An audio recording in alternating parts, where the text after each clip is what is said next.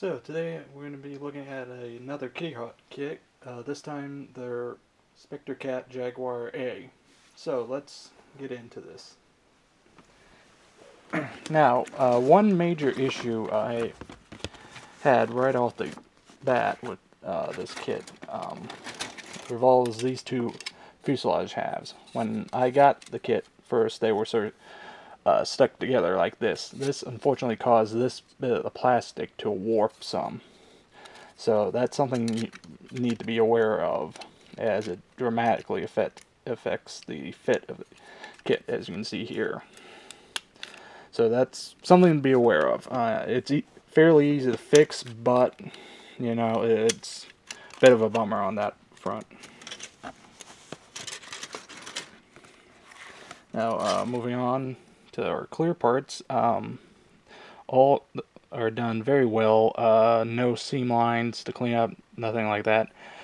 Some of the support struts do seem a little thin in terms of thickness, so that'll make it a little difficult to mask it off, but otherwise, good job there. We're given an open compartment, which you can see the innards here, which is a nice inclusion. Otherwise, it's about the same type of plastic, I would say, as the F-35A kit previously reviewed. Same with the surface detail. In fact, I'd actually say the detail is a little bit finer. Almost to the point where it's basically a little too fine, as it's hard to even see it unless you're shining the light at the right angle. I don't know if it'll show up on camera here, but yeah, that to some degree is a little bit of an issue. Again, since we given photo etch, which I'll talk about a little bit later. Next up, we have the sprue containing all the weapons, which this kit does come with a lot. It's an very impressive array. You definitely are not short of options for ordnance on this kit. Next up, we have some of the pylons, the cockpit tub, which is fairly straightforward. The seat, though, seems a little, I don't know, chunky, I guess that's the way to describe it. Seems a little fat for the scale. Again, this could be just my eye, but landing gear also seem a little under-detailed, or some of it could just, again, be my eye, or just how it possibly formed, as you can see here. Again, a lot of detail parts that go into the construction. This is definitely a much more complicated kit than the other Keyhawk kit releases.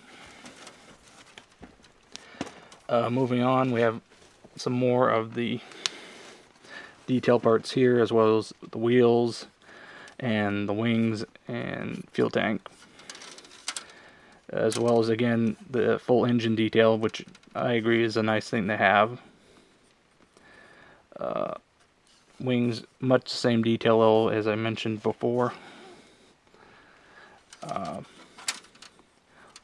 Landing gear doors are fairly straightforward. But yeah, just a lot of little details that are going into this particular build. It's definitely not one for beginners. And you'll see why in a minute. Now, moving on to the photo etch, it's fairly straightforward as in comparison to the other photo etch that has come with other Keyhawk kits. So it's definitely nice inclusion.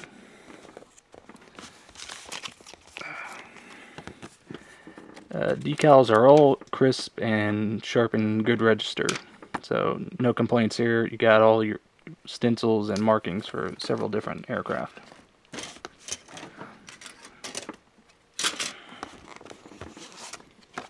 Now, moving on to the instructions. One nice thing is they do give you a full color guide for doing up the various ordnance right off the get-go, which is a nice inclusion.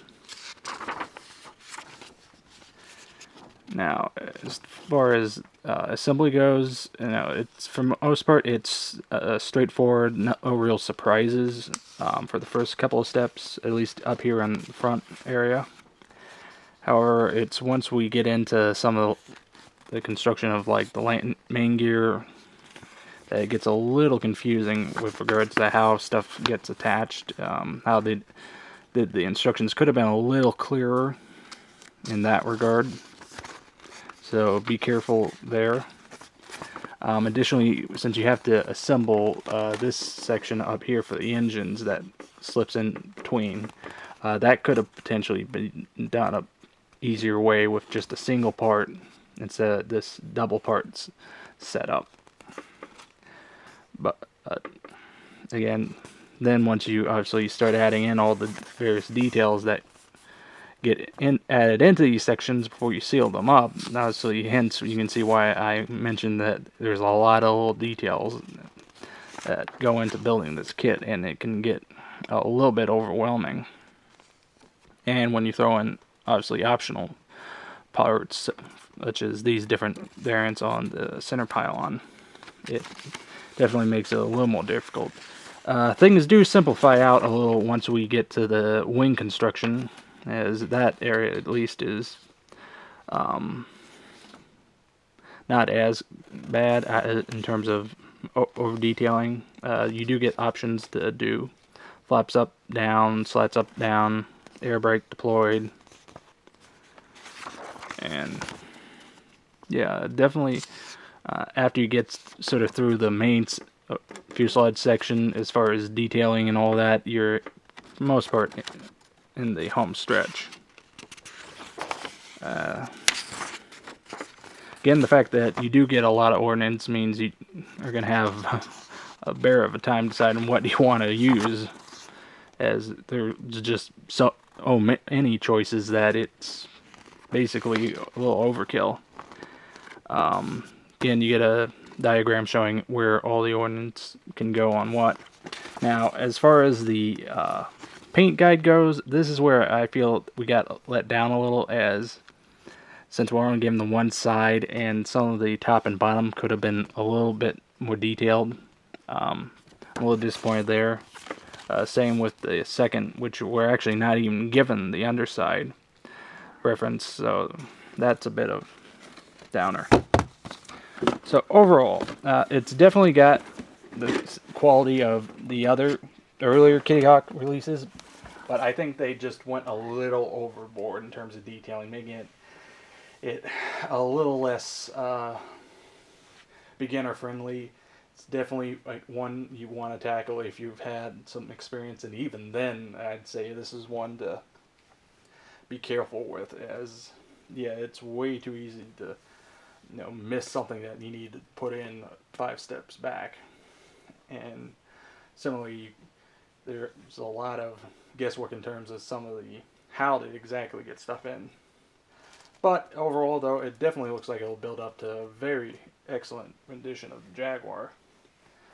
As to my knowledge, there really hasn't been any Jags released in 1/48 scale for a while, at least. So overall, it's got its good points and it's got its bad. So, well, next time, that was a look at Kitty Hawk's 1/48 scale Spectre Jaguar. Till next time.